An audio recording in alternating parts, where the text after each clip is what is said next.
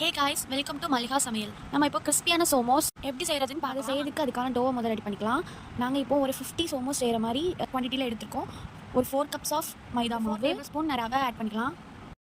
2 pinch of baking soda, தேவையான அளவு cornflour சேர்த்துக்கோங்க. இப்போ நல்லா இன்னும் கிறிஸ்பியாக கிடைக்கும். டால்டா ஆட் பண்ணியிருக்கோம். இப்போ நீங்கள் உங்களுக்கு வேணும்னா கீ, ஆயில் இதில் ஏதாவது ஆட் பண்ணிக்கலாம். தேவையான அளவு சால்ட் ஆட் பண்ணிக்கலாம். தண்ணி ஊற்றி மிக்ஸ் பண்ணதுக்கு முன்னாடி கையை வச்சு நம்ம ஆட் பண்ண திங்ஸ் எல்லாத்தையும் மிக்ஸ் பண்ணி விட்டுக்கோங்க. தண்ணி ஊற்றி நல்லா சாஃப்டாக பூரி மாவு பதம் சொல்லுவாங்களே அந்த அளவுக்கு பிசைஞ்சு நல்லா இப்போ அந்த பதத்துக்கு பிசைஞ்சு எடுத்தாச்சு. இன்னும் நம்மளுக்கு அந்த சாஃப்ட்னஸ் வேணும்னா கொட்டுக்கல்லை வச்சு நம்ம அதுக்கு மேலே ப்ரெஷர் கொடுக்கும் போது இன்னும் நம்மளுக்கு சாஃப்டாக நம்மளுக்கு அந்த சோமோஸ் ரெடி பண்ணுறதுக்கு இன்னும் ஈஸியாக இருக்கும். எல்லாம் ரெடி பண்ண அப்புறம் கொஞ்சோண்டு ஆயில் தடவி இதை நம்ம ரெஸ்ட் பண்ண வச்சுக்கலாம். ஒரு 2 or 3 hours இது வந்து நல்லா ஊறட்டும். அதுக்குள்ளே வைக்கிற பூர்ணம் எப்படி செய்கிறதுன்னு பார்க்கலாம். ஃபஸ்ட்டு ஒரு பேனில் பொட்டுக்கடலை போட்டு நல்லா வறுத்துக்கலாம்.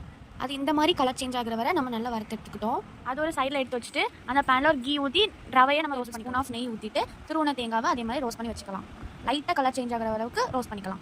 அந்த ஈரத்தன்மைலாம் ஃபுல்லாக போகணும். அந்த தேங்காயிலேருந்து நல்லா உதிரியாக வரது வரை லைட்டாக கலர் சேஞ்ச் ஆகணும். அது வரை ரோஸ்ட் பண்ணி எடுத்துக்கோங்க.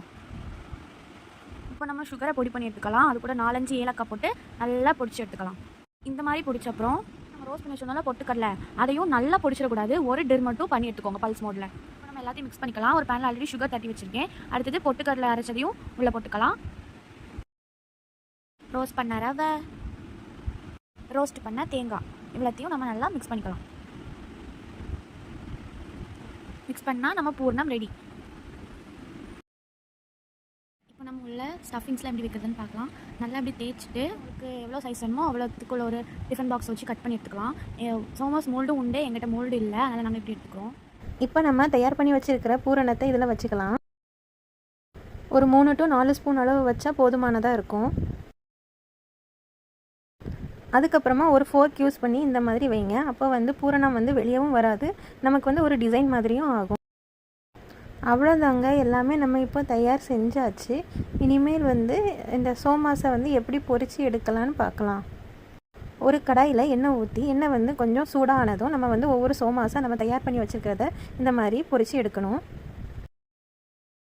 கோல்டன் ப்ரௌன் வர்றது வரைக்கும் நீங்கள் வந்து பொரித்து எடுத்துக்கோங்க. அவ்வளோதாங்க, சுவையான சோமாஸ் தயார். அண்ட் இது என் கசின் தானுஸ்ரீயோட ரெசிபிங்க. யாருக்காவது இந்த சோமாஸ் வேணும்னா கமெண்ட் செக்ஷனில் சொல்லுங்கள் கைஸ். தேங்க்யூ ஃபார் வாட்சிங்.